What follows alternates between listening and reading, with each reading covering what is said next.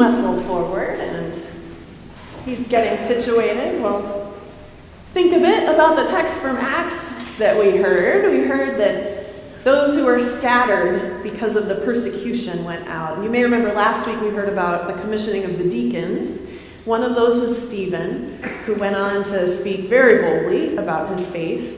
Authorities didn't like that, ended up killing him, and it set off a period of persecution in the early church. And so they scattered. They went all over to try to be safe. So one group, a couple of guys, ended up in Antioch and started sharing their faith with the Gentiles there. Community formed. Barnabas and Paul ended up joining them. And we heard this community was so distinctive. This is when they got to be known by the name Christian, this new name. And so when this Christian community of mostly Gentiles hears about a need in the Jewish Christian community in Jerusalem, in this beautiful act of solidarity with the wider church, they take up a collection and they share their financial resources with them. And so we see in this story from Acts how God's Spirit was at work in this early Christian community, and one of the ways it was at work was really giving them a heart for stewardship, a heart for generosity.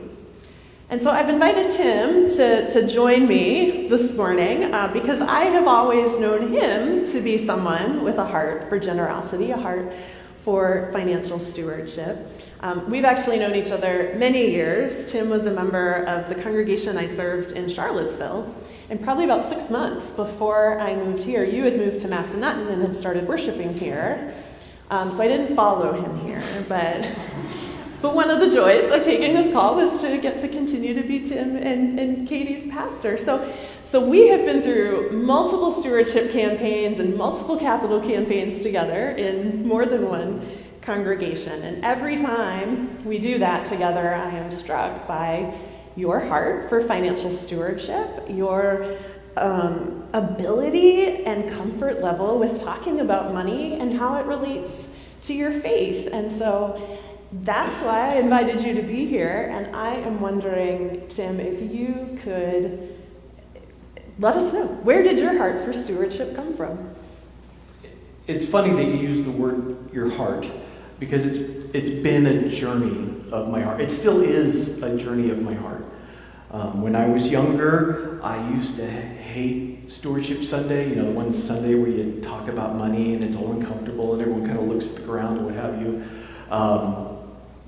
But over time and through God's grace, I've realized, like the song we sang, it's much better to give than to receive. Giving is a joy. And it can be such a great part of your discipleship, just like prayer and singing and worshiping and serving and everything else.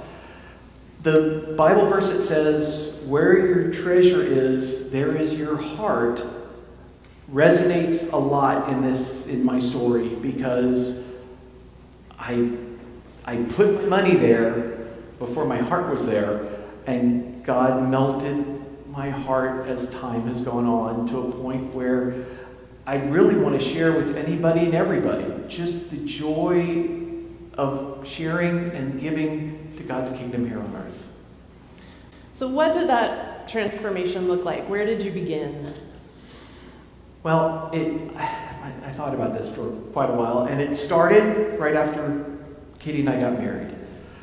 Before that, I didn't have a budget. I had money to burn, and now I'm married and I had to be kind of responsible. And so we sat down and we talked, and I was one of probably the last classes of confirmation that was taught to tithe. My dad was a pastor, so I'm a PK, and I was like, well, we should tithe because I need to look the part at least. So we put it in the budget, but I intentionally put it at the top. So I had tithe, then I had mortgage, then I had utilities, whatever in the budget, and set it up, and we said, let's see where this goes. And it's been a journey. There's been great ups, there's been great downs, but it's just become a part of who we are and what we do because it's a full part of being a disciple to me. You know, there's so much that's going on that in our world it takes money to do stuff, and we want to be a part of that. So, were there seasons where you struggled with keeping that tithe? Yes, I thought about that. And I remember distinctly a moment that hit where I looked at the budget and I was like, you know, Valerie and Jake, our two youngest, needed braces, and that bill was quite shocking. And I was like, you know, that money could really help us in a pinch. But we talked and we actually prayed and we kept it at the top of our budget and we just pushed through like we've had. And there's been other times, I'm sure. That's just the one that I really remember. Yeah, braces Yeah. gets every parent. I know. I realize that. If your kids didn't need them, you are so blessed. Just know that, okay? Unbelievable. But yes, you know, through the highs and the lows, we just did it. Yeah, so it strikes me that like this was a conscious decision that you guys made. You didn't like spend everything else and then see what was left over to give to God. You put it first and then used what was left over after that. When I was younger, before we were married, yes, when the offering plate would come around, I'd pull my wallet out and go, oh, what do I got? And then throw something in or what have you. And so yes, it was conscious, but I mean, this place, this wonderful, gorgeous church, and the missions that we do, it takes money. I mean, it really does. I love you for serving the Lord and being here, but you have to provide for a family. I have to provide for a family. It takes money to have the people here to run things like Camp Glow, or to support Second Home, or to just have these services, or all this stuff. And so you can't be naive and think, oh, someone else will take care of it. This is God's kingdom on earth now. We're supposed to be God's hands and feet and, I guess, pocketbook. We're here to support His kingdom. How can we reach out? We are supposed to grow, have a church where we can meet and learn and study and worship and pray, but we're all supposed to go out and make disciples of all nations. And so we need to support focused missions that go beyond these walls. And that all takes money. And it's important that we provide that. Yeah, and we see that really in this text from Acts. I mean, it says they got together, they decided this was what they were going to do. They were going to give. And it says each gave according to their ability, and which doesn't say a 10% tithe, right? But it implies that it was sort of a percentage of what you had. So it wasn't about the final number. It was about what is your ability and what portion of that can you give. And I think it's not, you mentioned growth, growing in our faith. I think it's not a coincidence that the author of Acts reports that the church was growing through this time, right? Because that is a way of putting our trust in God, of growing in our faith. That was one piece of what was happening in this vibrant, growing church, was this heart was being melted to give and to share and to reach out to others. And others saw that and thought, I want to be a part of that too. And they gave and shared, and there it went. Yeah, it really is amazing as you give and as your heart, and again, my heart had to melt. It did. I was, when I grew up, I wanted to be a pastor and a millionaire. Those don't go together, by the way. And so the money was my money, and I had all plans. I had great plans for it. But over time, there's so much more that I can do, and it's so wonderful to give and to see making impacts. There was a terrible bumper sticker when I was growing up that said, "He who dies with the most toys wins," and that's wrong. He who makes the most impact with other people's lives has the greatest, most fulfilling life. And the way to do that is to give. I can't think of any other way. I mean, give your time, give your talents, give your money, whatever, to give to others, to give forward, whatever you want to call it, to make this world a better place.